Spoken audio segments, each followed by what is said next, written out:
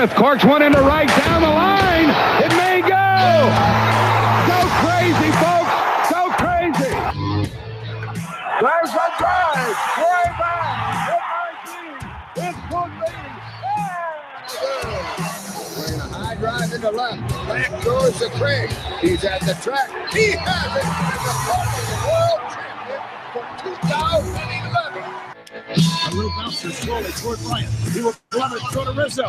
It's in time. And the Chicago Cubs win the World Series.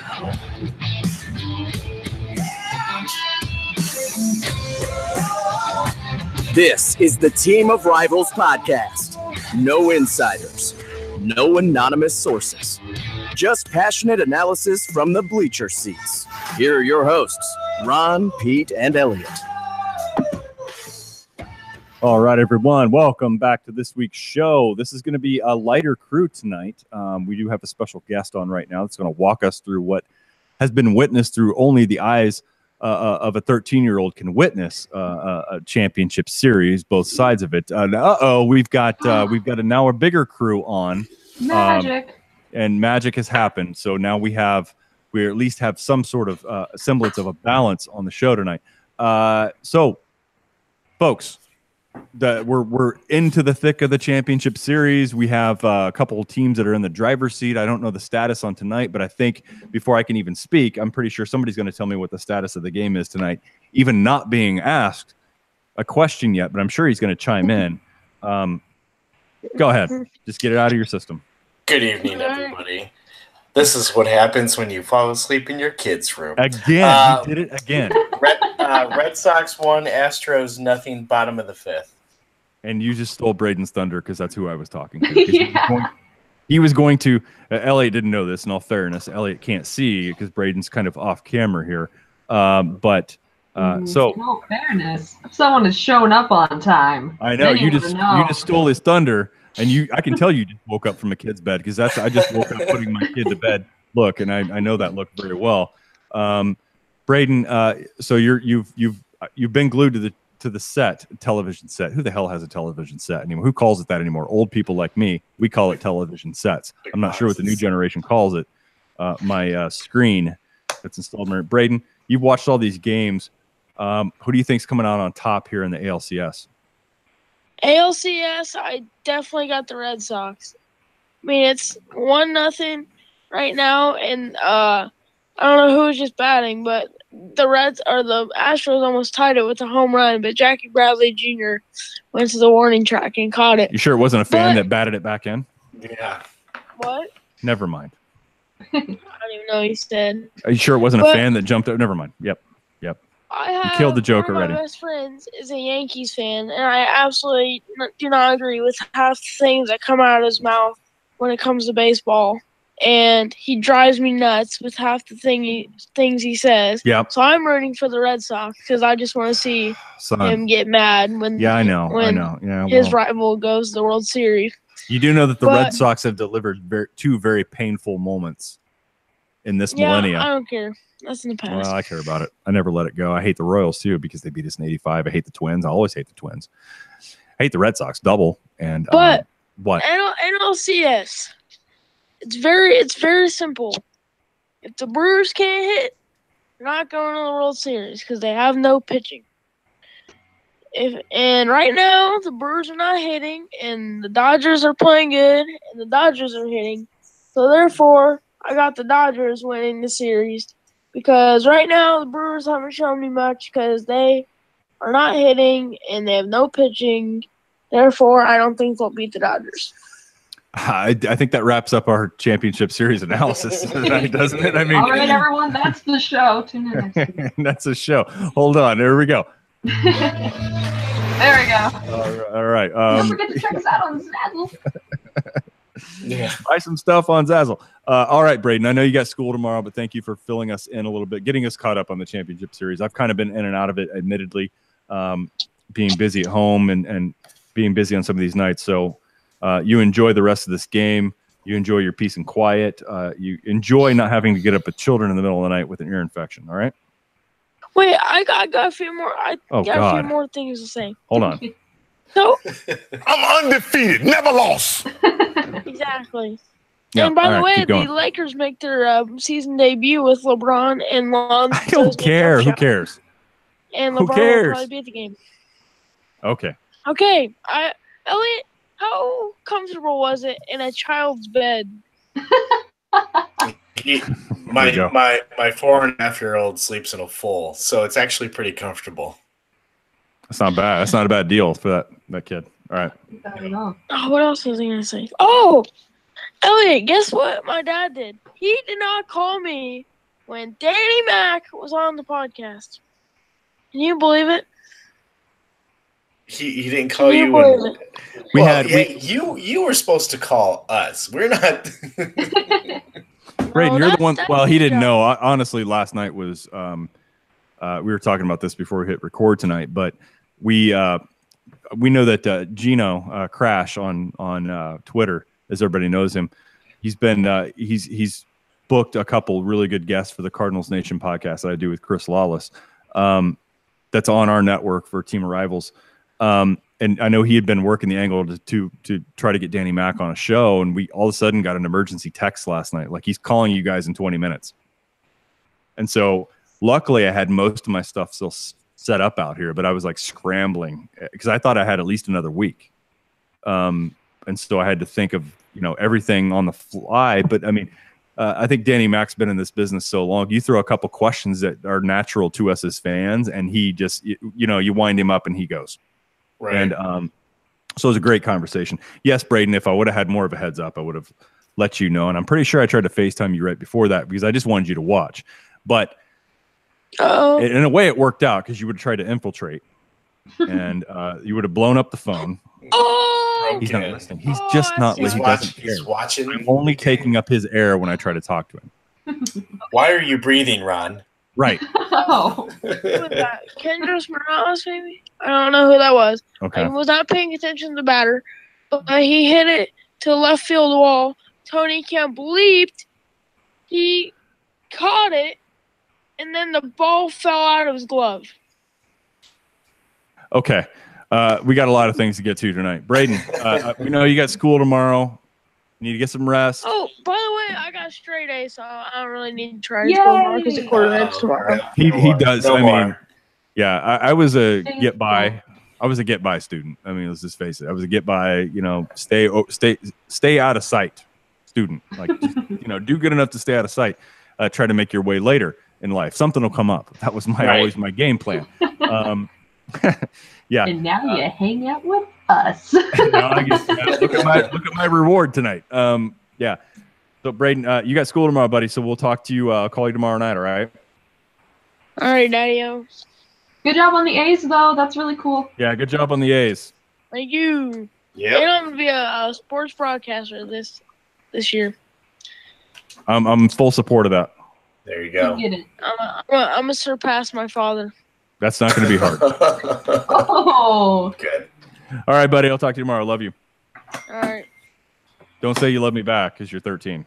Thank you. No. Love you, All Daddy. right. Bye. No, actually, Daddy-O doesn't fit your pops. Yeah. Well, don't say that. All right. Talk to you tomorrow. Bye. You have gray hair, so it does count. Okay. I'm cutting him off. All right. Bye. So, yeah. See you, buddy. All right. So we have, this. I admittedly, I've been in and out of this kind of thing, and I really wanted to see a better series on both sides. I'm really worried about the Astros at this point. I really thought this would be, guys. I really thought this would be a 7-game series. I mean, these are two like Goliaths there in the AL. Yeah. It hasn't really shaped up to be that way. Now tonight, it's only 1-0 Boston. They're in the top of the 6th inning. No outs with the runner in scoring position, but. That's, you guys know as well as I do, Elliott, right? Houston's a bandbox. Shit can turn on you in like one pitch in that ballpark. It takes a small little rally, and all of a sudden, boom. Right. So right. And us as Cardinal fans know that well. In 2005, down by 2 runs, 2 outs, nobody on, and Lidge pitching. Cardinals come back and win that game on Pujols' home run that they replay every year, at least 6 or 7 times. Whenever. Just whenever. And so we know it very well that things can turn on you there in Houston. but I still think that the Astros have an uphill battle. If they manage to win tonight and extend this to 6 games, they go to Boston for game 6 and 7. That's not going to be easy for them. They're spending Verlander tonight, so I don't know that I like their chances. No, I think Boston. I think Boston's kind of got this in hand right now. It feels that way. I know both of them are doing really well all season, but the season that Boston's having just woof. You know, I mean, woof. I don't know. Woof. It's just, as a relatively new baseball fan, that's something that I'm very interested to see. That's just, wow. I don't know. I wasn't expecting it. Brecklyn, I think I know why you couldn't hear us. Oh, please enlighten me. I'm sure it's great. I think we're picking up your voice from your laptop and not your microphone. Oh, seriously? Yep. Oh, here I thought that you were going to be sarcastic. Nope. I think that's why you couldn't hear us. So we'll let you work on that, or we can hear you just fine. So it's not critical. But so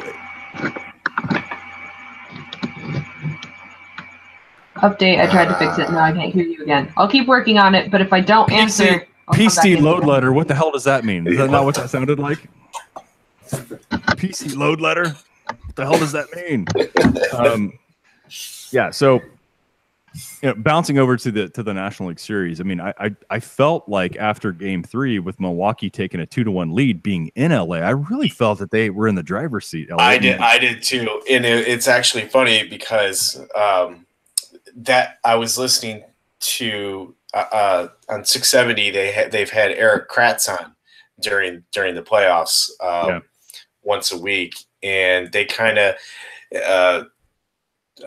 McNeil and Parkins were kind of talking to him, saying, "Hey, we feel like you guys kind of have this right now. You guys are you're in the driver's seat, and then all of a sudden it's kind of fallen flat for the Brewers." And now I really feel like the Dodgers kind of have this series right now, and the Dodgers looking a little scary. So, well, I think that when you look to the end of this, you're going to face either Houston or Boston. It's looking like Boston at this point, but I always really felt, I think even going into this with the 4 that were left, I'm like, geez, on paper, I really, Milwaukee depends so much on just slugging you to death because they don't have the arms. I mean, yes, their bullpen, when you start getting to guys like Josh Hader, I mean, they're pretty solid there. But, we all know that they're going to have to deploy, at least at some point in time in the playoffs, if they make it, they're going to have to do that bullpen game. Yeah. And I know that Council's been kind of creative with the way that he's been using his bullpen. But I said this in the first series. I said, I tweeted this out. I said the way that Council is using his bullpen, in this being the first playoff, the first time that this group has been in the playoffs, and with the little experience that bullpen has being in the playoffs, he's gonna wear out those arms, and at the end, towards the end of the series, with whoever they have in the NLCS, he's probably going to lose it there. And if he does make it to the World Series, it's going to be by the skin of his teeth, and he's going to get destroyed in the World Series because of the way that he's been using his bullpen, because they don't have the starting pitching to make it. And right now, I kind of feel like a genius because it looks like it's starting to show. It is. All right. So we hear Brecklyn, and Brecklyn, we hear you in high fidelity. Yes. I think your mic was it's plugged in, but sometimes it for whatever reason it switches over, and it's your laptop actually getting your voice and not your microphone. But we hear you loud and clear now. You sound very, very clear. Good to know. Thank you. Sorry for suddenly disappearing there for a bit. No. We wanted you in clarity. So I don't want to talk about the playoffs anymore because neither of our teams are in it. So we've got to shuttle here to a lot of speculation, rumor. Now, granted, a lot of this stuff is not from official sources. I mean, there's been a lot of noise, I think, from fan bases. I think just even baseball experts speculating on pressers that teams have had and potential interest that teams might have. And of course, when we get to this time of year, us as fans, our team's not in it, we get really emotional about what GMs and what presidents and everything say. We analyze every little word and we try to dissect every little thing. So we can start with let's start with the Cardinals, because they had a recent presser announcing where Jose Oquendo wasn't going to return to the major league club. He was going to return to Florida and continue to be within the Cardinals organization, but working with the youth. And that's going to cause a little bit of a shift with who they're going to have at third base, first base, bench coach, etc. So some things happening there. That's my ringtone. You guys like that? Nice. Adam. Hello. We have Adam Maurer joining the show tonight. Hello, Adam. Adam is on. And Adam, you're on with Brecklyn, me, and Elliott. Pete has taken a sabbatical. He's had it with baseball. That sounds funny to say. Pete has had it with baseball. He's taken 2 weeks off. He stayed minimal contact, and good for him. You know, he unplugged. He got off the grid. He focused. He had his son for a week, just him and his son. He focused on that. Kudos to him for being able to do that. Many of us can't. We don't have the courage or strength to stay off things like Twitter or anything else. But Pete has done it. I think he's done it. You know, like, because I haven't seen traffic on Twitter. I texted him on his birthday, and he texted me back, and that's the last that worst friend ever. Worst friend ever. You didn't text him. Friend ever. Jesus, I didn't. No. Oh, Ron. God. How long have you guys been? How long have you guys been friends? Like longer than Brecklyn's been alive, I think. Hey. Or close to it. She was like 4 or 5, I think. Oh God, come on, man. Why you gotta do stuff like that? I'm a dick. I'm just officially You're only going to be able to make it up to him by singing him happy birthday. All right, I will. Ready? Happy birthday to Are we all doing it? Are we all doing Yeah, we should all do it. Ready? All right, 1, 2. Yeah, we're doing it, all of us. 1, 2, 3. Happy birthday. This sounds like hostages. This sounds like hostages being forced to sing happy birthday. Right. Sitting there all slumped over with their shoulders. Yeah, right. Like with a newspaper showing the day that we're still alive, like with a gun to our head. No, we're going to do it with enthusiasm. Enthusiasm. We're doing it at a quick pace. It's not going to be a slow drawn out like in church when you're citing a verse. All right. So like Pete. So like Mike Dickens singing the 7th inning stretch. I'm trying to make up for being the worst friend in the world. Let's start right now. We're doing it right now. We're gonna do it serious. We're gonna do it with enthusiasm. I want to see everybody smiling. I know I can't see you, Adam, but I want to hear that smile. It's only sad that we can't have him on and just sitting there unsure of what to do while we sing him happy birthday. That's part of the joy. What do you do with your hands? I don't know. I know. What do I do with my hands? Well, you guys don't want to know that. All right, here we go. Ready? Ooh. 1, 2, 3. Happy birthday. Terrible. Happy birthday to you. Happy birthday, dear Pete. Happy birthday to you. Yay! That wasn't a train wreck. Oh my God. That was an absolute train wreck. Pete's sitting back there like, I gotta not have another birthday so that doesn't happen again. Why did I have a birthday? Why did Elliott say it?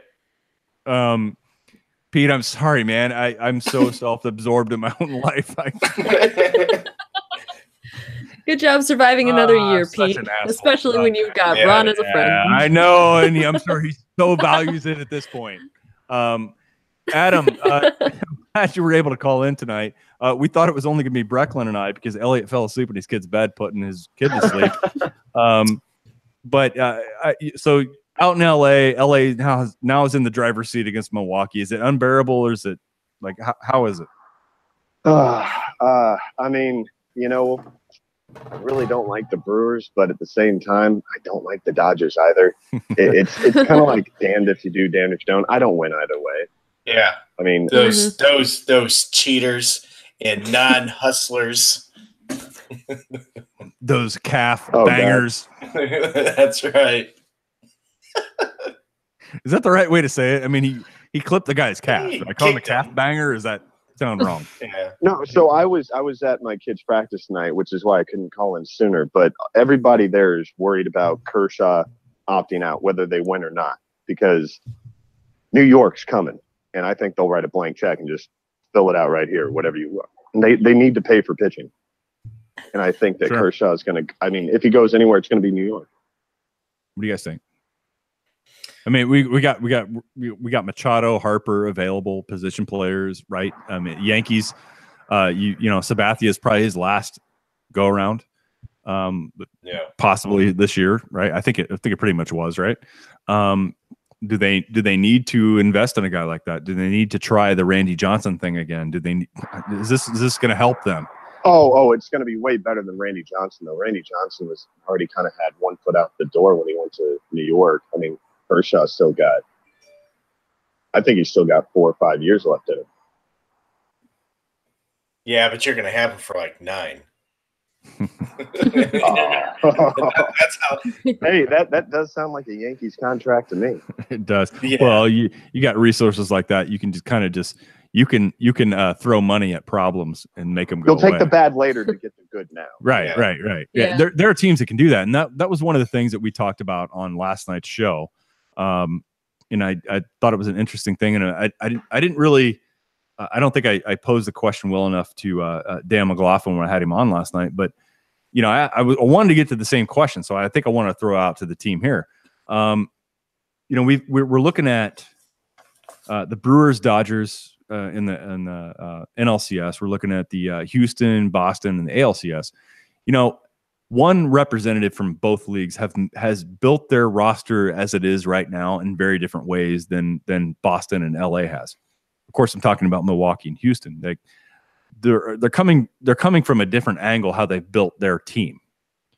So I'm just really curious to get you guys' opinion. I want to go around the table here on, is this kind of going to be the norm? This feels like it was in the 90s, guys, where the rich were just rich and the poor were just poor. And this is how things have to happen going forward. You're going to have, unfortunately, I think the tanking thing that teams are going to have to go through is going to be a cycle. And I struggle to see how that's good for the game.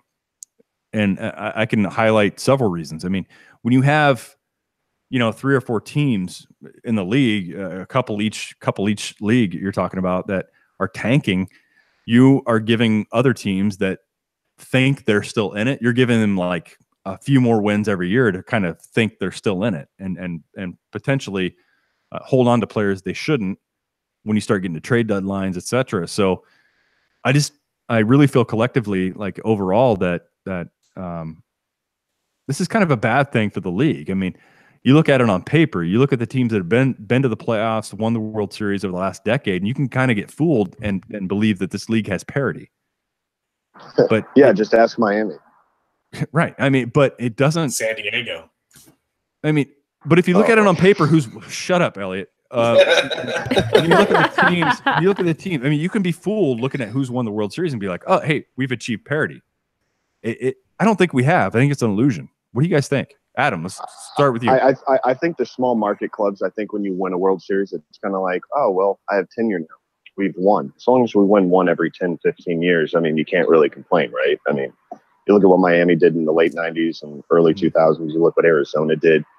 I mean, in a smaller market, if you win a world championship within your lifetime, I mean, the goal is to win. Whenever your time is, that's when you have to go all in. That's why, you'll see a team like Miami or the Florida Marlins when they were doing this, when they went out and got Kevin Brown and Gary Sheffield and had all these guys. I think that you pick and choose the right moments to go out and get those free agents or to make those trades that are going to bolster your lineup or your pitching rotation. I mean, every team has done that. I mean, Milwaukee did that with CC Sabathia, 9 years ago, 8 years ago. Well, and ago. Zach Greinke, right? I mean, they pulled him. Oh yeah, too, right? absolutely, Zach Greinke. I mean, I think that it depends on, because all these teams have money, right? I mean, Right. they all have enough money to spend. And look, I've also heard that it's possible that if LA wins, Miami might go after Machado. I mean, if Machado is looking to go, Miami might actually take and elude Manny Machado. No, I'm serious. That was the serious, highest pitch sound I've ever heard from Elliott when you said that. Yeah. I just hey, it's like my balls dropped again. I don't think they dropped. I think they went up. Ooh. Yeah. Ooh. Yeah. Sorry, Not sure if Brecklyn. I wanted that. Congratulations, Thank you. Brecklyn. You officially made it to the show. Yeah. So Only took us this long talking about Elliott's balls dropping finally. There you are. You've arrived. The one fun fact about the Marlins, if you guys haven't heard, they have permission from the city to remove that monstrosity statue in center field that rotates and spits out water. Whenever there's a Send home it run. to St. Louis. They're Just make moving it a traveling statue. Well, So we can go to a different field. Traveling sculpture of shame. They have permission to move it outside of the park now. I swear it's something that if it were a bit smaller, you'd find it in a grandma's lawn, being like, "Oh, do you like my bird feeder thing? My little bird water fountain?" Bird waterer. Yes. I think that should bird be the waterer, sacco. whatever you know, it is. like whenever you play fantasy football, whoever loses gets the That's- sacco, and yeah, you kind of that's get the razz on the team. Yeah, I think yeah. any teams that are actively tanking and you can clearly see it, they all get the sacco, and just let them. Like, if you're going to suck on purpose to get better draft picks, because that's how it's playing out. Well, then you need to tell your fan base that you're tanking on purpose because it's going to help us out later on. And then Right, here's the they're statue. trying to sugarcoat it. No, we're going to be okay. We're going to send all these great players to these other teams, and we're going to be okay. And then you And we're start going to thinking, stock back all these picks, and we're going to get something. We're going to save all this money and then be able to augment ourselves when the time comes. right. Yeah. No. That's how it works. So yeah, that was my fun fact. That concludes pretty much our Marlins coverage for the rest of the year. Yes, exactly. That concludes our coverage for the whole year. Hold on, wait a minute. Elliott, keep talking because I can pull that back up whenever you guys want. Oh, I've got it. No, it's fantastic. This happened live on the radio. Guillermo at Cubs opening day. Well, here we go. All right. And the windup and the pitch. Oh, God, a home run on the first pitch of the game. Oh, my God. Welcome, Derek Jeter, and that concludes our Marlins coverage for the season. I love that. It still couldn't have been any better. No, they were dogging on that team for like 3 hours before the first pitch, and that's what happened. And actually happened to end the show, in the whole show, right there. Oh, fantastic! It was the most glorious hour of broadcasting of anything I've ever heard. It couldn't have been more perfect. They've been dogging on Derek Jeter the whole offseason, the whole transaction. You know how Miami's been raked over the coals by Major League Baseball, yada yada yada. Here's my thought on Florida. Fans, the taxpayers of the city. I mean, everything. No, and they have been screwed down there. But here's a problem. Before all that, Elliott. Before all that, the officials from Miami and the people but not just Miami, just Florida in general. Like, we've had spring training. Baseball prepares down here. We deserve a team. We deserve teams. Well, you've been given two, and you've supported them like shit. Yeah. I mean, really. I mean, no support. I mean, they have to literally, buy a team on any given year, like the Marlins have done a few times. And you'll show up that year. Then you don't. And I get it because, the Marlins have run a fire sale the year following a championship on 2 occasions now. So that's not fun. That's not going to build a fan base. That's not going to build loyalty or anything else. So I get that part. You know what? Florida cried for teams for years. Well, if you got them, support them, and if you're not going to do it, then I don't think you need them. I know it sounds cold, it sounds harsh, but isn't that the truth? I mean, Hell yeah. There are dozens of other teams in much smaller markets than Miami. Miami's a huge ass market, guys. Seriously. And with the influx of Latin American ball players, you would think that that region would support a team way more than what they have. And it just hasn't worked. It hasn't worked for either organization. I mean, look at Tampa Bay. Christ almighty. I mean, how many years are we going to go in and out where, you know, Tampa Bay can't support a payroll? You know, they're basically a factory for all-stars to sign with other teams, you know, 5 or 6 years. They can't even afford to put nice turf in their monstrosity of a dome. Yeah. No. A moment of silence for Kansas Tommy City Pham. went through the same rebuild. I mean, Kansas City did the same thing and tanked and then won a World Series out of nowhere, and now they're right back where they were before. Yeah. Well, I mean, and that was, you know, but Kansas City could have done something about that, because I think last year they really screwed the pooch when they didn't deal those guys before the deadline. Like guys like Hosmer, Moustakas, Kane, they could have dealt all of those guys, and they didn't do it. They thought they still had a chance to sneak in and have one more run of magic. So I think that ownership group held on a little bit too long. You know, they did what, you know, we criticize all of our teams for, and you know, there's names out there that are attached to success, and we held on too long and we didn't get anything for them. I mean, you're not going to get compensated these days on a free agent signing. You get a sandwich pick between rounds 1 and 2. You know, if you get lucky, great, but it usually doesn't happen. I mean, you stand to gain more if you deal at the deadline. You know, if you're able to come to grips with the reality and say, hey, we're not in it, and the Royals missed. Yeah. And then San Diego capitalized, because they always do. Because they always do. Well, and Brewers too. I mean, picking up Moose. The Brewers did. So that's why I want to pivot a little bit to the Cardinals. Cardinals talk here, Elliott. You're gonna have to play along. This is all stemming more from the fan base, Elliott, not anybody that's a credible, you know, baseball media person or anything. But there's been so much chatter around Bryce Harper recently. You know, there's been tweets brought up from 2013 when he's, you know, gave Stan Musial an autographed jersey, said, I've always, you know, looked up to you.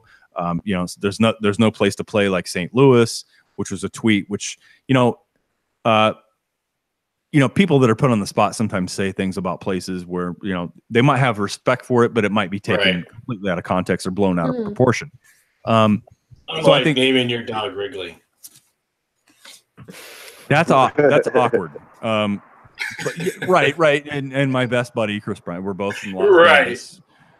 You know, so I get this, but I think this is getting more interesting than it was a month ago, though, because now you see this stuff come up, and now all of a sudden you got Cardinal fans going, that's the guy we think we need. And that wasn't the case a few months ago, but it's the case now. I mean, it's a kind of a growing effort. So I want to hear what we have to think as Cardinal fans on this before we get to you, Elliott, because I already know what you think. I think I know what you think. But Brecklyn, let's start with you. Like Bryce Harper, like realistic thing that Cardinal fans should expect, or is it one of these David Price, Giancarlo Stanton, where you'll be in the conversation, but ultimately it's just we know you're the Cardinals. You're not going to win this free agency thing. It's a Boris client. It's Bryce Harper. He's meant for a bigger market, and that's just what's going to happen. What do you think? I will be elated if anything happens with Bryce Harper, but I think what you just said, I mean, it's sad for me to say, but I don't really have faith that our management is going to do too much with it.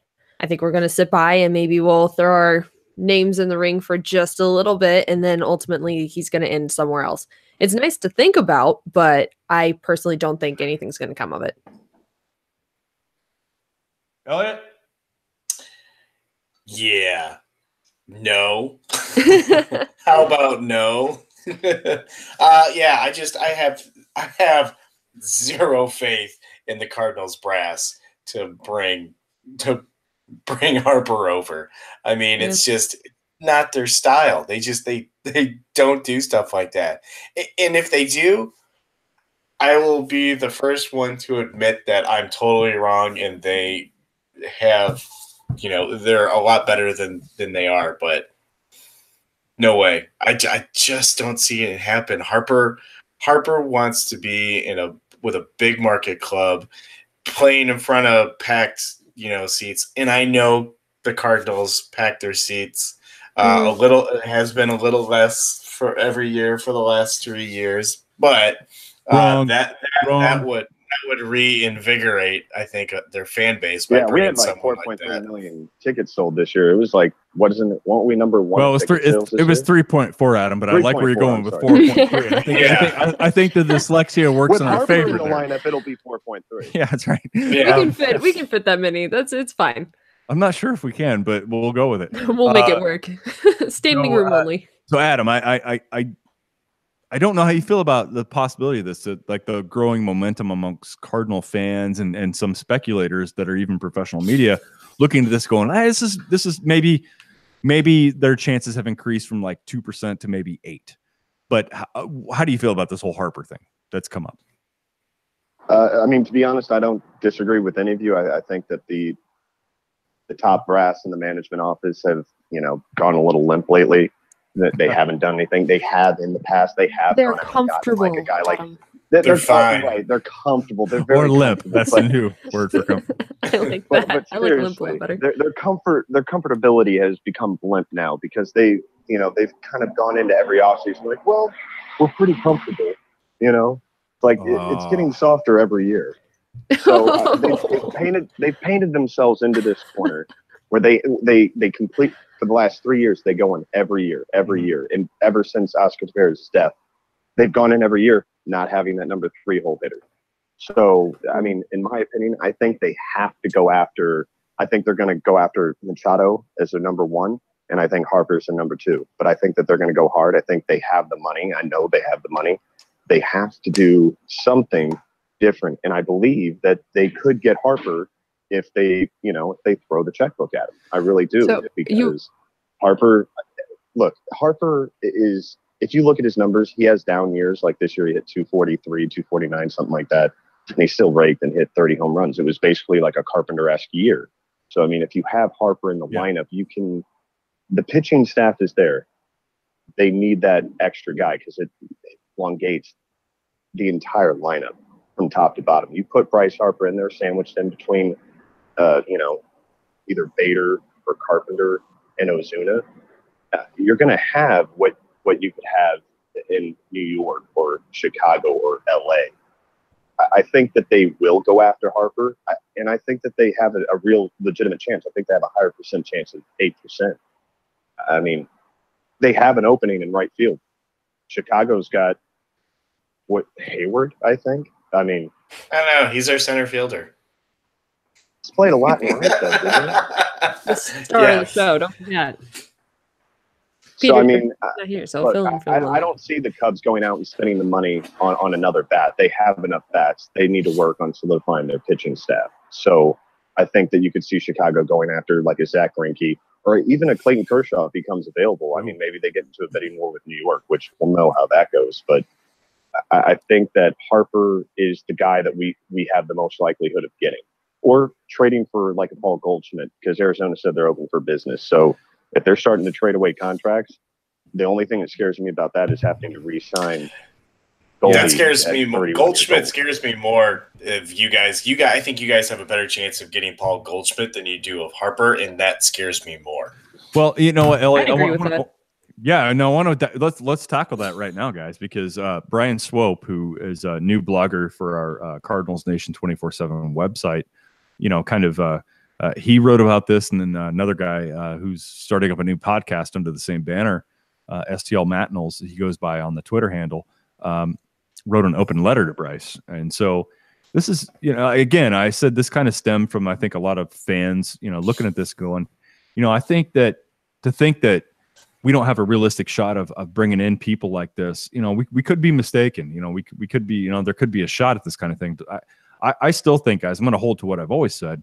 I think these two big names, the two big gorillas in the offseason, I think at the end of the day, the Cardinals are going to be outbid by anybody. Even if any of the two had serious interest in, but I'm saying they can't do that. I'm saying they can't be outbid. I think if they're going to lose, they have to lose because they don't want to come to St. Louis, not because they didn't. I think you're absolutely right, Adam. That I think it's kind of like the Stanton thing, right? Like Stanton, St. Louis had a deal with the Marlins, which had nothing to do with Stanton, but ultimately it was his call, and he chose not to do it. And it may be the same case. I still think Jeter punked out on that one. I think he should have been like, you know what? Get used to the sunny rays in Miami. You either take this trade to the best offer, which were the Cardinals, or you stay here and play out until you can opt out in 2 more years. You could be right, Brecklyn. You were go ahead. Yeah, I mean, I was as much agree, but do you really think that they'd be making a move like that? I mean, especially you're talking about having a 3-hole hitter, and that's something that we've needed to address for the past few years. You think now is when they're finally going to try to address it? Like, do you think they're going to try that much when they're comfortable? Oh, well. No, I mean, look, they say comfortable. I don't believe for 1 second that they feel comfortable. I mean, look, they've had 3 years being bumped out of the playoff within the last week of play. They're missing that one transformative player, whether that's Machado or Harper. I think it still comes to the same end process, which is us getting into the playoffs. I think we're one legit player, everyday player, from being able to make the playoffs. Sincerely, I mean, the pitching staff is amazing. They're young. They're going to get better, hopefully. I mean, if they stay at par where they're at this year, and they can continue to make that next step, and Wainwright's going to be back, and I think Wainwright's back more as like a cleanup guy and a mentor than like a starting pitcher. He's going to get the opportunity to start, and if he's healthy, thank God. But if not, he's going to be in that dugout working with all those young kids, which he'd been doing all this year anyway. I mean, he was going back and forth from AAA to games. He wasn't staying down in AAA and like resting in between. He was coming back to games and in the dugout working with the guys. I mean, that to me says a lot about him. And I think it says a lot about the Cardinal way, if you will. So, I mean, I think that there's something to be said about that. And I believe that a big bat will make all the difference in the world. That's what we're missing. That's what we've been missing. That's what we've been talking about for freaking years. Well, Adam, let me throw this at you. Brecklyn and Elliott can chime in on this too. So I think the last time we had discussed this, Adam, and I know you were beating me over the head with Mike Moustakas like with a baton. Oh yeah. And so I think you planted a little bit of a seed in my head because if you look at the Cardinals lineup, they could use another left-handed bat, left-handed bat, right? Now I don't think if you sign Moustakas with the intention of being a 3-hole hitter, you're wrong. No. That can't be the thing. No. However, if you go, hey, look, we're going to trade for Paul Goldschmidt and sign Moustakas, that is a whole, like, what the hell just happened? That could potentially be a whole game changer. So I want to get your round table about that. Hey, if they're able to, if Paul Goldschmidt is able to be had, and keep in mind, guys, he's a free agent after 2019. So every day that Arizona waits, I mean, look at the Machado thing, right, guys? Everybody can agree, right? If Baltimore would have been not stupid and traded him before the season, would they not have gotten more from him than before the deadline? I think that's pretty definitive, right? They would have gotten a lot more from him in January or December than it would have in July.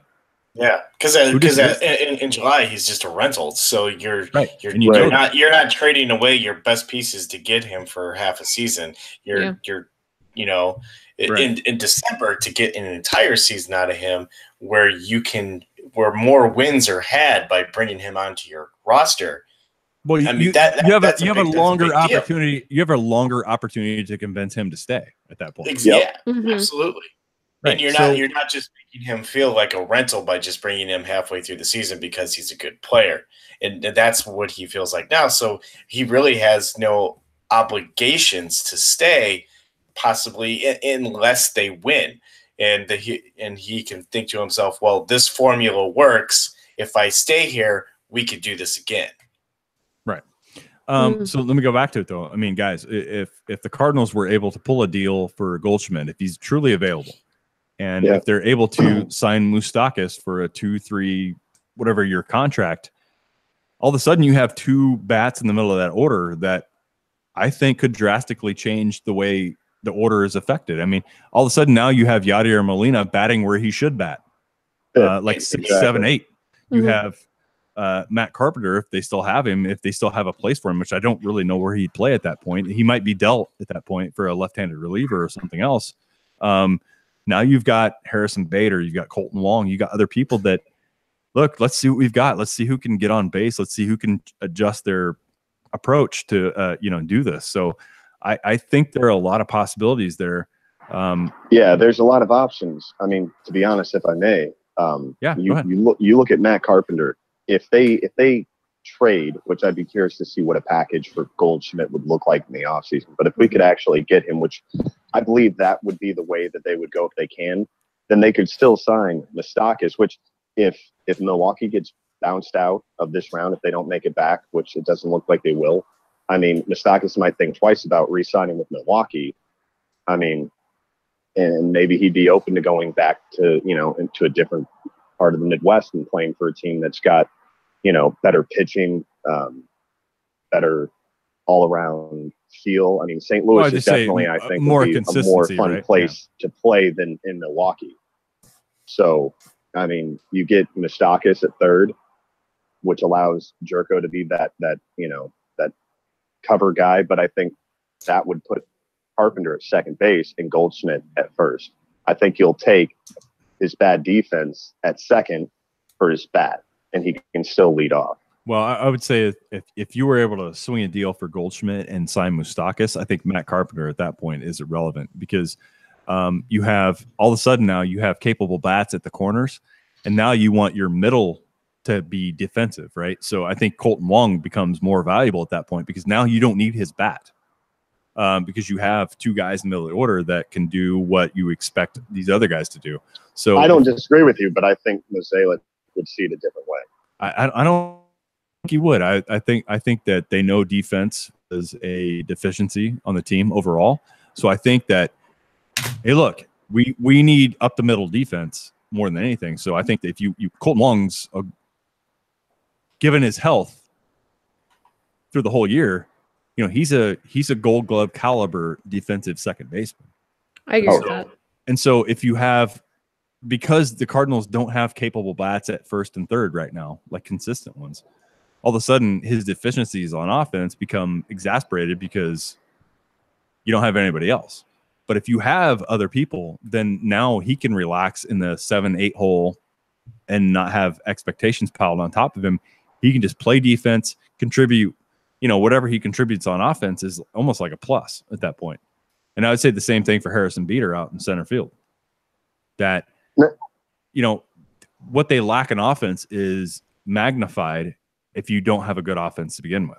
So I think if they can get a couple key bats in there, then we can deal with their deficiencies on offense. We can deal with Bader and Wong batting 240, 250 if you have corner positions that are producing. Solid, yeah. Mm-hmm. Yeah.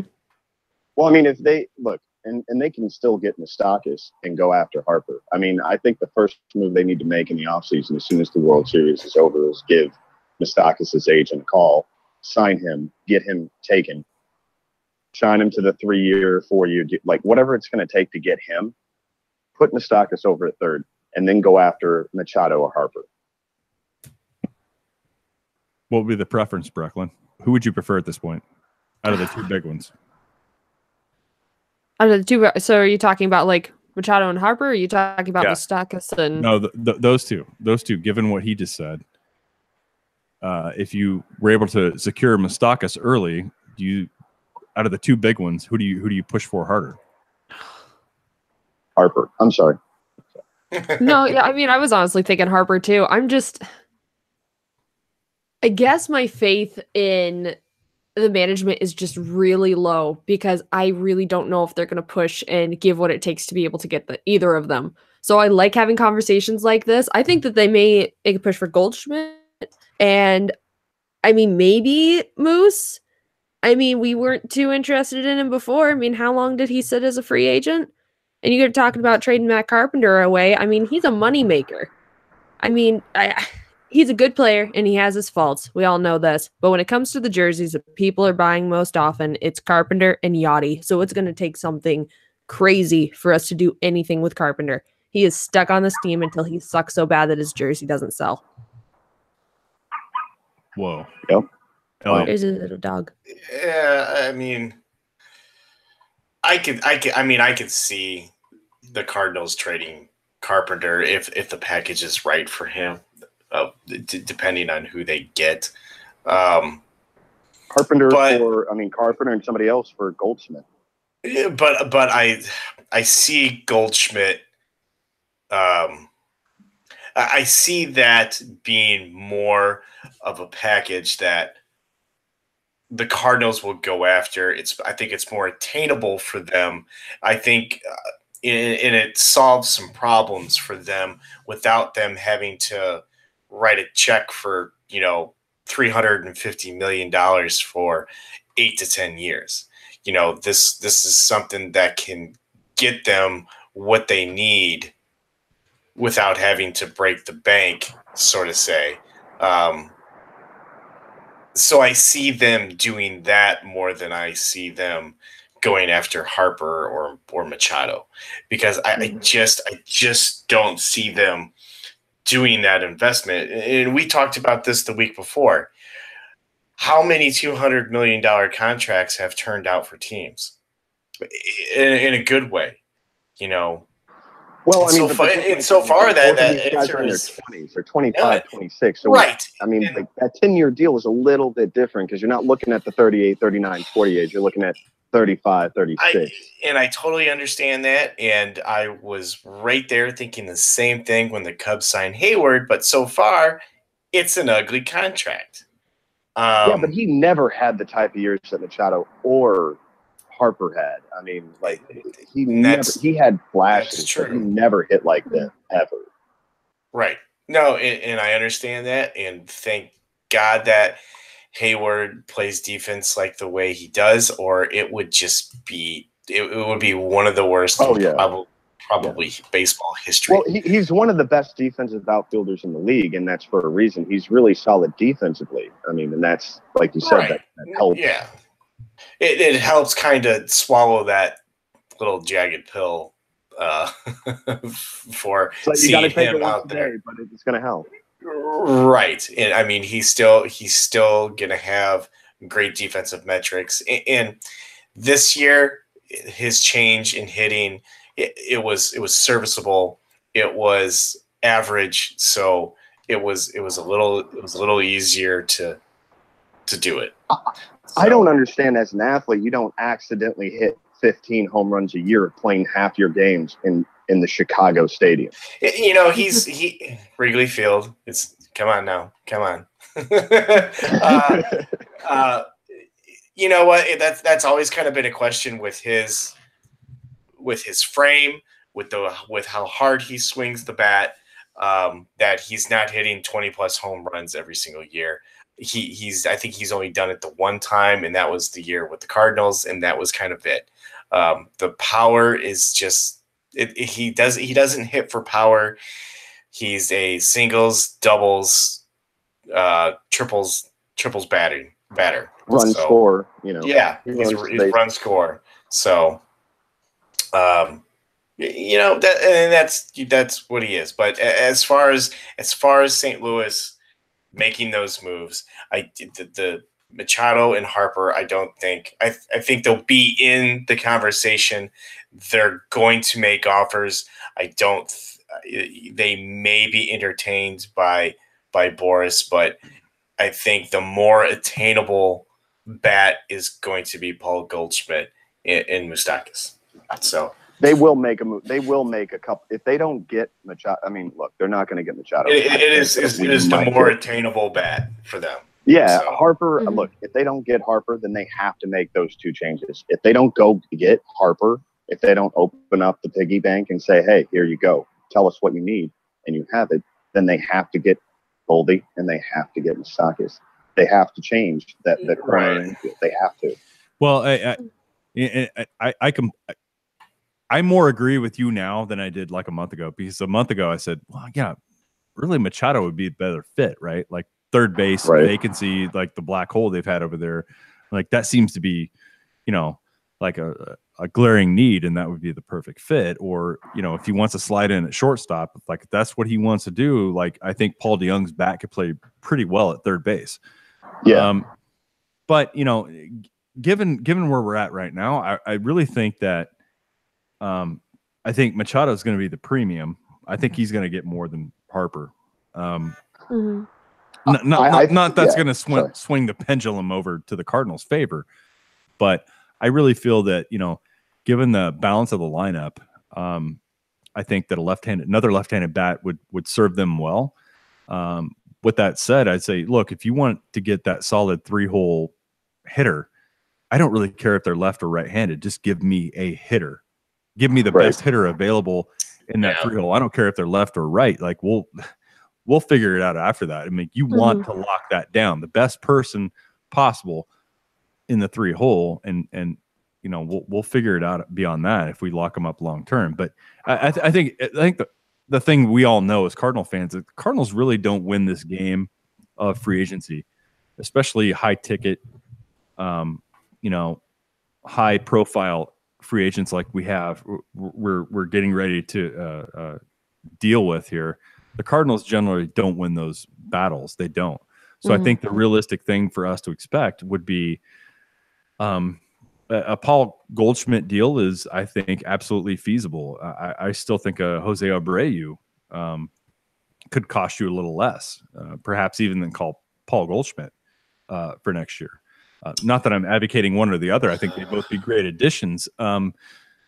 But that move alone, guys, causes a change in thinking. Like, do you a ripple down effect? Yeah, it does. Yeah. I mean, because now you got to figure out what to do with Carpenter. Like, if your answer is just sign Bryce Harper, well, you already have Carpenter, and that's fine. Then it stays in place.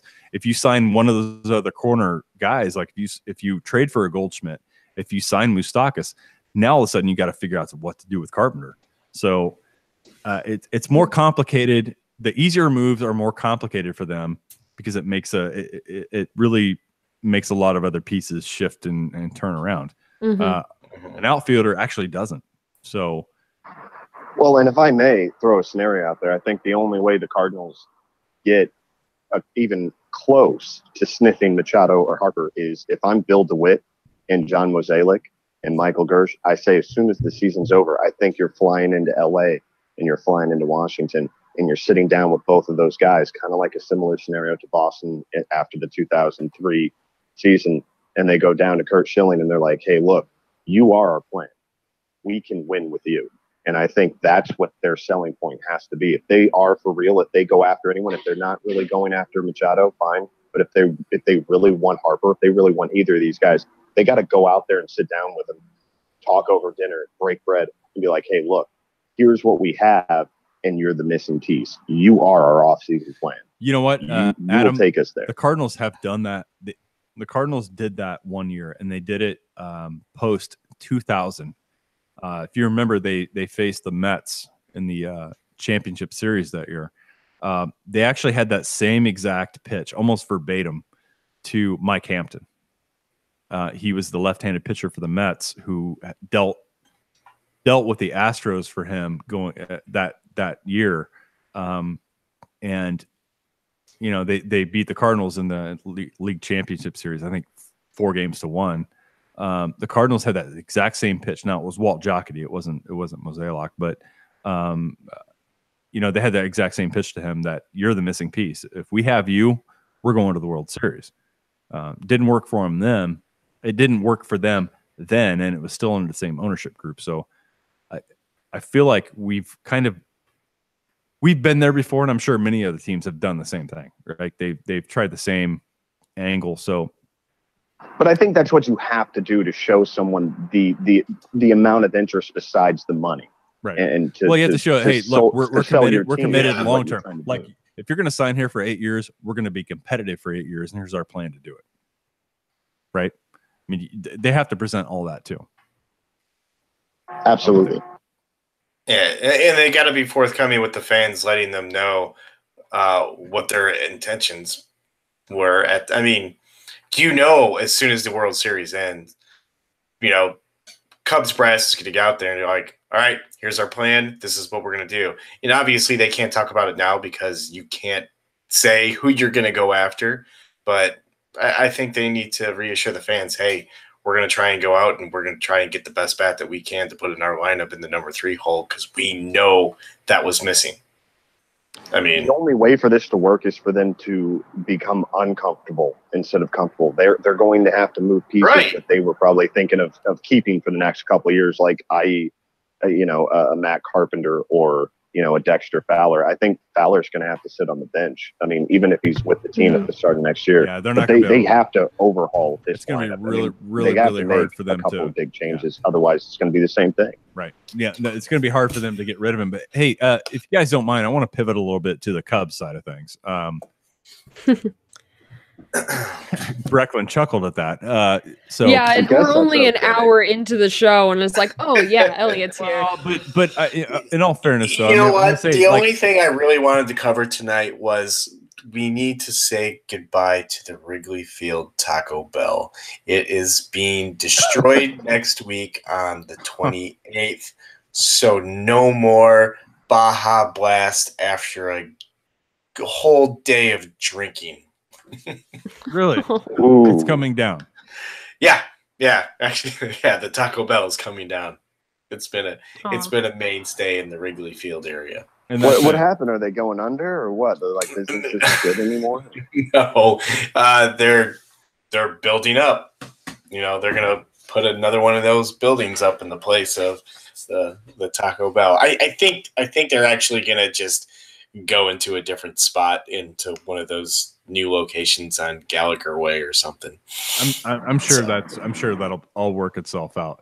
Yeah, I'm glad that's the thing you want to talk about. And you will be happy to know that the final part of the construction of Wrigley Field has started, and this includes the visitor clubhouse. Oh, finally. So okay. Well, I actually wanted to ask about the temperature around Chicago fans about, Chris Bryant rejecting an extension. Like, how's that evolved over a week? Has anything changed? Or wow, they offered him an extension after the season that he had? Are they trying to lowball him or what? No, they offered him something north of $200 million. But when is he a free agent? I'm sorry. 2021. I thought we learned that wasn't true. Yeah. Remember, it was all stemming from the podcast with David Kaplan, and he said there was whispers around town that him and Bryant and Boris had turned down an extension offer from the Cubs for over $200 million for like 5 years or something like that. And and they weren't. I think the real story is that, of course, they probably did, but it's not as big a deal as the media was making it out to be. And I think, look, man, it's not a big deal right now, but it will be if he has a stellar year, say next year, and then he's like, okay, let's talk, and now give me the 300. Oh, he'll wait until his arbitration years are done, because I believe his arbitration salary next year is going to be like, I don't know, $13 million or something like that. I mean, did we even hit those arbitration numbers that came out last week? I don't even think we talked about them. No, I mean, what they're going to be. Yeah. I mean, it's not a huge deal. I mean, obviously, Bryant is going to be underpaid for what his actual production is. Yes, it was down this last year. He was hurt, and everybody knows that. It's come out that he got hurt doing that head first slide, and it bothered him the rest of the year. But it's not going to require off-season surgery. He's going to work out. He's going to rehab it. He's going to get better. And I have full faith that come next spring, he will be 100% healthy, and he will be playing baseball like he did for those first few months of the season when he was raking and putting up Chris Bryant-like numbers. Yeah, but I mean, this signing, look, trying to sign Chris Bryant right now to a $200 million deal. Of course you try and do it. It's not a low ball, but I mean, if you're looking at like ahead, like when he becomes a free agent, if he ever gets to that point, it's going to cost. Oh, absolutely.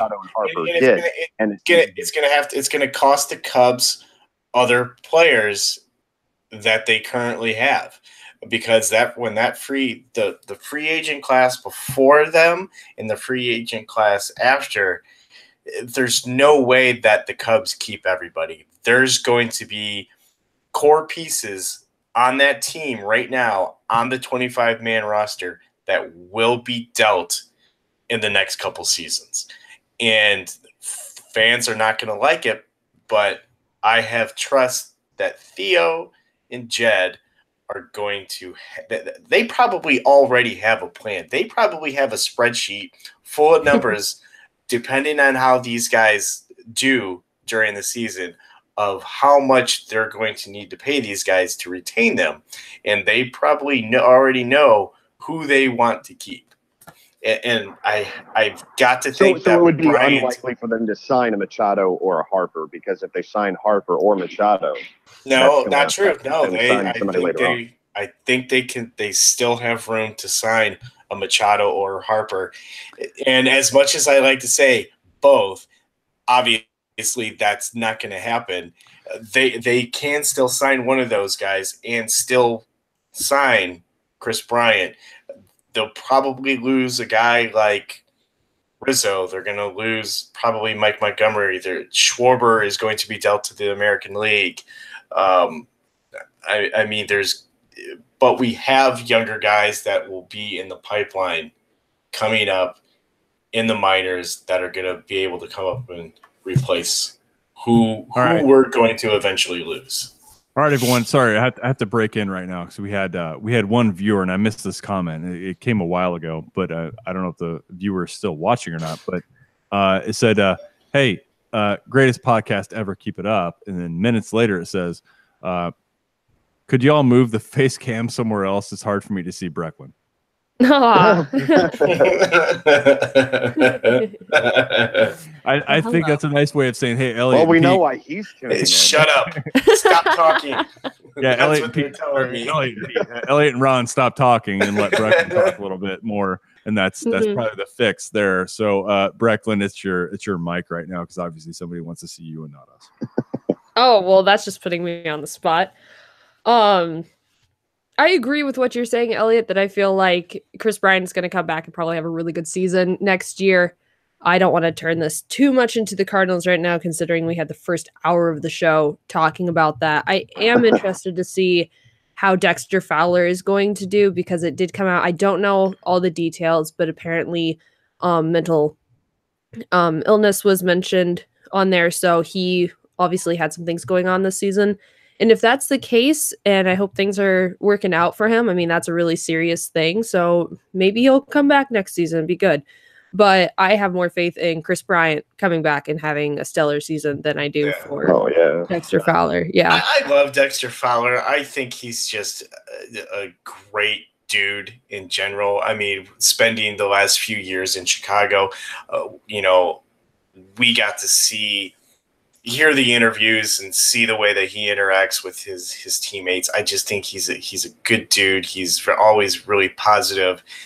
I mean, real friendly and open about the way that he plays baseball. And, he opens himself up to kind of his, some personal things too. I know there was a lot of things that happened this season because of his performance that wasn't all that great, but I would love to see him come back as a Cardinal and just do what Dexter does, and that's get on base, run well, play an okay Well, yeah, outfield. but this is what happens to an outspoken player when they don't perform, i.e., Dexter Fowler, or Tommy Pham. Tommy Pham's, his ass isn't here anymore. And he was a very outspoken player, much more so than Dexter Fowler. So Dexter Fowler is considered to be a leader in the clubhouse. When you're not performing and you're saying certain things and you're trying to get these guys, under control and keep them in the game and talking about it, it's like, well, dude, you're hitting $169. Shut the hell up. Well, you're clearly not doing anything right now. I mean, I think that plays into the mentality of the game, though. It has to. But that's like saying the year that the Cubs won the World Series that nobody was listening to Jason Hayward when he was one of the leaders in the clubhouse. And I know one of the big differences is that, well, Hayward plays a stellar defense, and everybody felt like Dexter was dogging it this last year on his defense. But I mean, I gotta think that he was a leader in the clubhouse, but I'm sure it was a struggle for him to act or be that leader when he was struggling that bad this last year. Well, it seemed like he was struggling with a lot of things, and we've kind of talked about this before. It was addressed on the show when a lot of those Dexter Fowler issues were coming up. But there's definitely a separation between the Dexter Fowler that you see off the field and the Dexter Fowler you see on the field. And those need to be two very separate criticisms that you have. And we've also kind of talked about this before. We pulled up a lot of really good guys this year from our farm system. So I think when you're having a combination of not performing very well on the field, and once again, you know, the personal issues that could be contributing to that performance, and then to be able to see people like Harrison Bader be called up and Tommy Pham be sent away, you got to think that's probably influencing you a bit. That's kind of affecting you where you're sitting back, and even though you're, you know, a leader in the clubhouse, I mean, it kind of catches up to you. And I hope him the best. I have nothing against Dexter Fowler. I think he's a great guy from what I've seen. It's not like I've met him or anything. Yeah. But, you know, I really do hope that he comes back and has a strong season. That would make me really happy. And I'm not just saying that because it would benefit the team. I'm saying that as in I hope it happens for Dexter Fowler, the person. Yeah. Well, I think most. Brecklyn, would you prefer to see Tyler O'Neill in right field at the start of the season or Dexter Fowler? Well, let me answer that first, if you don't mind, Brecklyn. I mean, I think that, you know, in regards to Dexter Fowler, I mean, you know, that the performance you had is not going to win you any playing time. I mean, right? We all agree on that, and I agree that, you know, the personal things off the field should be, you know, kept there. If you want to criticize the performance on the field, hey, look, that's fair game. I mean, these are professional athletes, and everybody's susceptible to that. There's no exception. So I'm pulling for the guy because I agree with Elliott. I mean, I think he's genuinely he's a good guy. And I think that, you know, if you want to criticize his hustle, his effort, you know, there's a line there you cross when you start adding people on Facebook or start attacking families or wives or whatever. I think there's definitely a place where, and this is my criticism of Twitter, guys. You guys have heard this all year long from me. I think Twitter's as wonderful as it can be for interacting with people and doing all that. I mean, it also gives cowards an avatar to hide behind and to be able to take pot shots at people without letting it be known who you are. So it's a great and awful place, and so I have mixed feelings about Twitter in general. But I think that if you want to criticize what Dexter Fowler does in play in between the lines, hey, fair game. When you start criticizing him off the field or hustle or everything like that, that's a little different story to me. Well, and that's why we're talking about on the field. That's why I posed the question, O'Neill or Fowler, because if you look at what O'Neill has to offer and what he's done in the minors, he's got nothing to prove in the minors. He's either going to be the fourth outfielder or he's going to be the starting right fielder if we don't sign Harper. Yeah. So, I mean, I don't see unless Fowler comes through on a hot, you know, spring training. I would almost bet that O'Neill I would say this about that. Concerning Tyler O'Neill, though. I mean, you know, the guy has. I agree. I mean, he's got very little left to prove in the minor leagues. But if we look at this, just look at the reality behind it. Seattle dealt him pretty much as a AAA player, and he's come to the Cardinals, and yes, he has tremendous power. But he reminds me so much of Randall Grichuk in the fact that the plate discipline, the clutch at bat, grinding out an at bat, to having a good at bat. That is where I still have a lot of questions around Tyler O'Neill. He didn't look any worse than Ozuna swinging at balls outside the strike zone. No, it's fair point. And I'll go back to what I said. You know, all year long. I mean, you take these guys, you sign Fowler out of a Cubs lineup, you trade for Ozuna out of a Marlins lineup who had Giancarlo Stanton and Christian Yelich, Justin Bour, Real Muto, all those guys that were there on very good offensive teams. All of a sudden, you sign them over to your team, who's not such a great offensive team. You start plugging them in roles that they weren't ideally fit to on their previous teams. I mean, think about it, right? Dexter Fowler batted leadoff for Chicago, but he had frickin' Chris Bryant or Anthony Rizzo batting behind him, and then all those other Cubs that were going well at the time, better than they are now, right, Elliott? Is that fair to say? Yeah, absolutely. Right? I mean, yeah. but Dexter Fowler had a very succinct role there. He didn't have to be a core player. He didn't have to be a difference maker. He just had to be a leadoff hitter.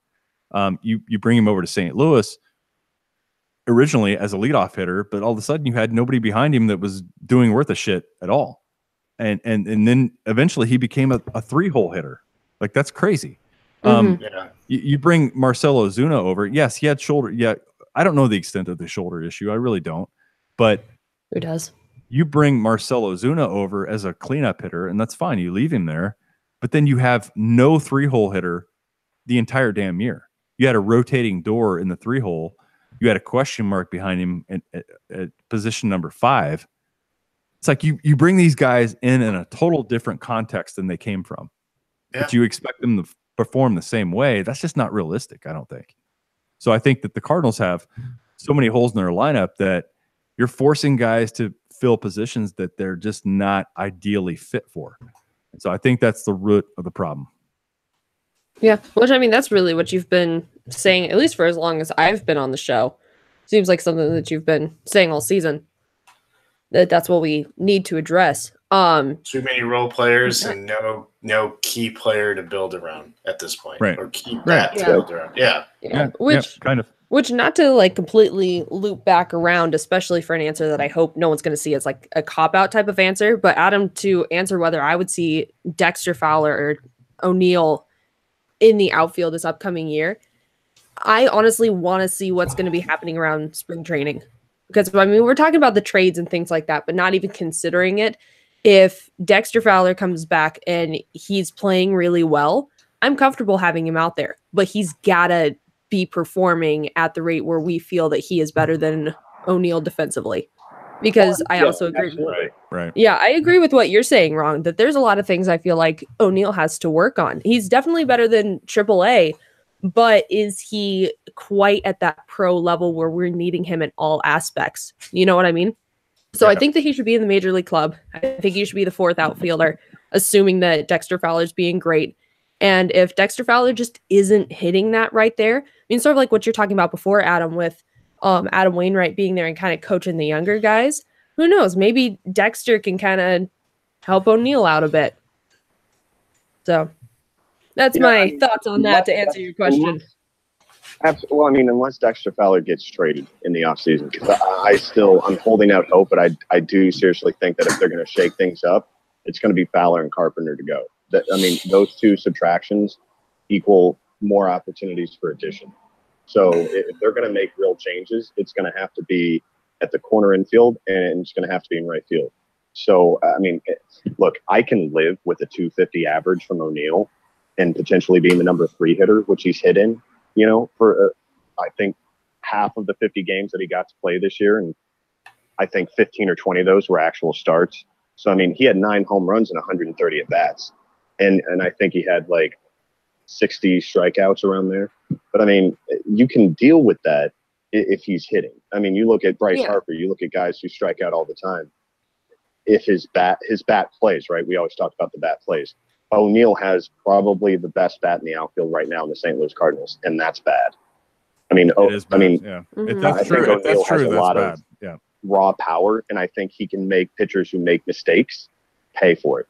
And he did that 9 times this year in 130 at bats. But who knows what he gets in a full season. Once you get into the playoffs, you assume, right? Like, if that's the goal, to get in the playoffs. Once you get to the playoffs, like, the cream rises to the top, right? So you're going to get the better pitching staffs that are they're going to end up. If you're in the camp that, hey, pitching gets you there, which is hard to argue against. If you get there, then you have guys that like a Tyler O'Neill, that all of a sudden they face good pitchers and they're going to struggle. You know that. And so that's not who you want to bank on. Well, look at how many innings did Porcello go today? Like yesterday, 4 innings. And I think, was it Keuchel that pitched yesterday for Astros, or Morton? Both starting pitchers did. They made it maybe 4 innings or not even 4 innings. So by the way, Boston's about to wrap up this ALCS, by the way. They're up 4-1. It's over. Into the 8th inning, so they're going to the 9th right now. So this is getting ugly. Houston bounced in 5 games, guys. That's kind of surprising. Very. Wow. Yeah. Yeah. Thought it would have been more of a fight.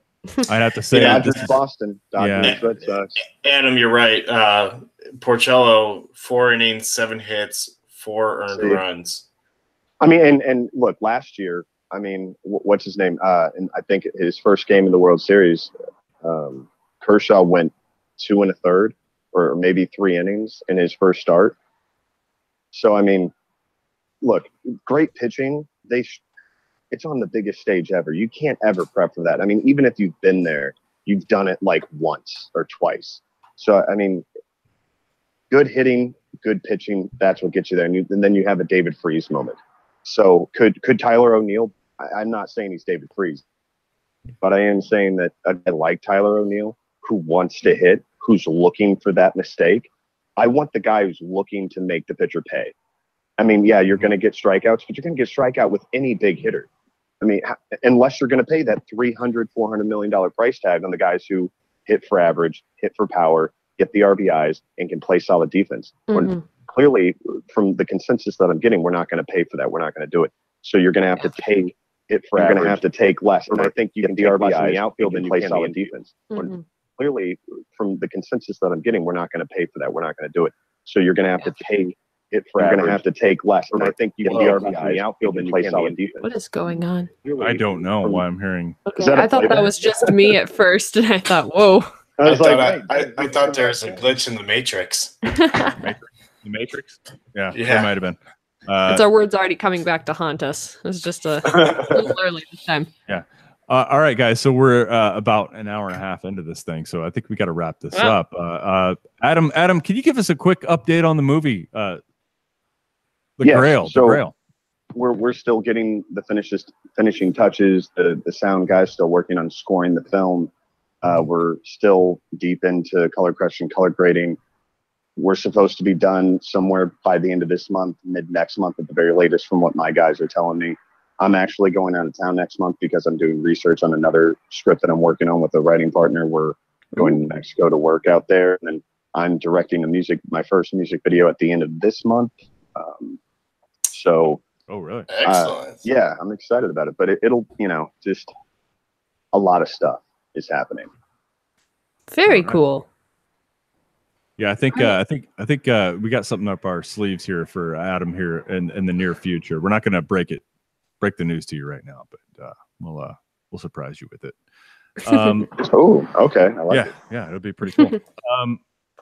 Elliott, do I dare ask you to walk us out? I've got it. Oh, I think Brecklyn, she's on that's top. right. She had it last. I know. I'm sorry. You had it. I was like, Elliott, if you really want to take us out, then no. my guest. No. That's right. You did it last week. I just slipped my mind. Go ahead. Okay. When we're not live on YouTube, you can find us on Facebook at Team of Rivals Podcast, on Twitter at Team of Rivals Pod, and on Instagram at Team of Rivals Podcast. Ernie Hayes is taking us out, by the way. You can contact us at the show at teamofrivalspodcast.com. On Twitter, you can find Elliott at TOR_Elliott. Ron at TOR_Ron75. Adam, we can find you at the Adam Mauer. And yours truly at Carry On Cards. And catch us anywhere you listen to podcasts, including iTunes, Radio Public, SoundCloud, Stitcher, Spotify, TuneIn, and Google Play. Of course, Radio Public is our preferred platform because it does throw a couple of pennies our way every time you listen. And don't forget to visit the team store on Zazzle. Fresh shirts on there with the new logo that's right behind me. You'll love it. It looks good on your. If you can't get enough of my face on screen, put it on your T-shirt. Put it on your chest. If you don't like it on screen, put it on your chest. We're here to please. All right, everyone. Adam, Elliott, Brecklyn, thank you all very much. Adam, especially you for dialing in tonight. We'll be on same time, same place next week. I think we'll have our Wookiee friend joining us again. Yeah. I have to see if you like this song.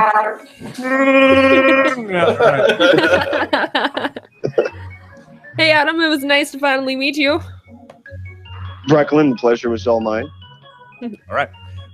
Everyone, we'll see you next week. Love you all so much. Till Let's then, go Cards. go Cards. Bye-bye.